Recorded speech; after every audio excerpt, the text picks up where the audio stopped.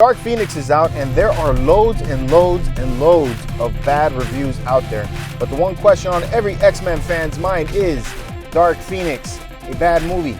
And the answer to that question is yes. It's not that great. Unfortunately, it's not.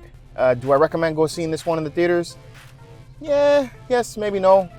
Reasoning is because I'm an X-Men fan. So as an X-Men fan, I really enjoy watching superhero movies on film. So, for that reason alone, I like going to the movies, regardless if it's a bad movie or not.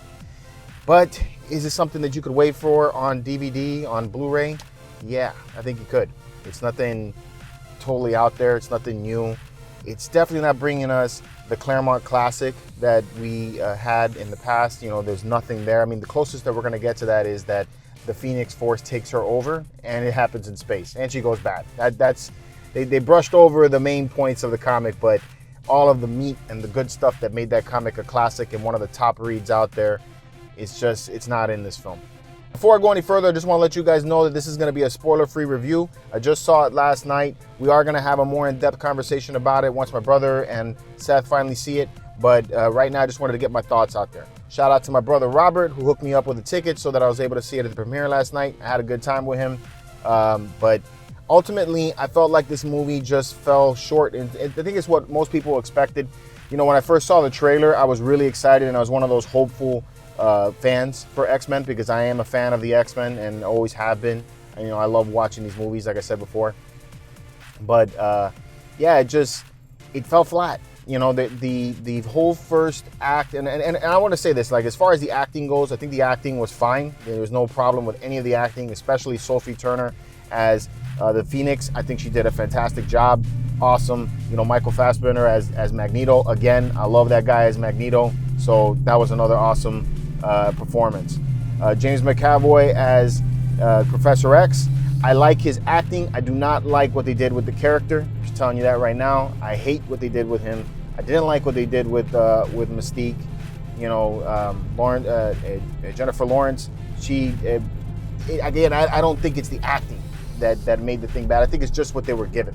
I believe that Fox knew that they were going out at this point, and they just said, let's just go out and just do whatever. They did a Game of Thrones on us, So that was my feelings about the acting. As far as the special effects and the performance of that goes, I think that was really badass. I think that came out really good. The whole thing with using the powers and how they did hand gestures in this film, I think they did a great job with that, and you felt the weight of what they were doing. I think that even Yoda would feel that this was a worthy performance as far as using like force ability. And I think that the end sequence of this film felt like a completely different movie. That's something that I would say about it. I felt like I was watching two different films, where the first half was just blah, and then the last half with the battle was dope. I think that came out really, really good. Really awesome battle sequence there. I like that they had a lot more airtime for Storm in the battle, so you got to actually see her really using her abilities, and I felt that it was a really nice send-off for them at the final part there. So I think that was cool. Even Nightcrawler got in there and did his thing. So I think everybody had like a little bit of screen time showing them that. I think the only thing that end battle was missing was a one shot like they did in Avengers, where they kind of just panned through all of the characters, in the midst of a battle. So I think that is really the only thing that was missing from the end battle. Overall, there was parts of the movie that I felt dragged. I saw the movie around 7:45 last night, so it really wasn't that late. But there was parts of the movie that even I felt like I was nodding off. It was just a little bit dragging, and at some points kind of a little solemn and boring. But that end battle, I think, was a nice little payoff.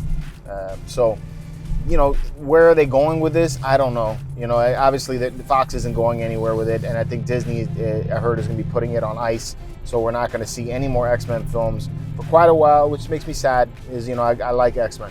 So, but there's hope. We have Deadpool, who's still out there,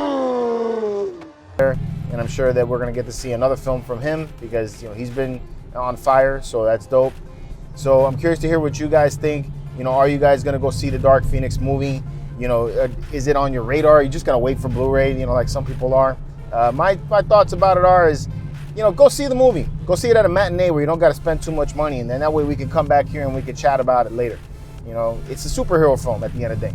So, anything, it's going to be at least that. And they do that, at least okay. But if you're going there expecting to see, Avengers-worthy movie, you're gonna be disappointed. Don't go in there thinking that. Just go in there expecting to see a superhero film, and you might be okay with it. All right? So again, guys, let me know in the comments what you guys thought, if you guys saw Dark Phoenix, or if you guys are gonna go see Dark Phoenix. And then, as always, subscribe, like, do all those cool things that you do to keep the channel growing. We're almost at 10K, so I can't wait to get there. And when we do, we're gonna be giving away a Wolverine statue. That's right, Wolverine. Get the claws out. And that's all I got for you. Anyway, guys, have a good weekend and keep it marvelous.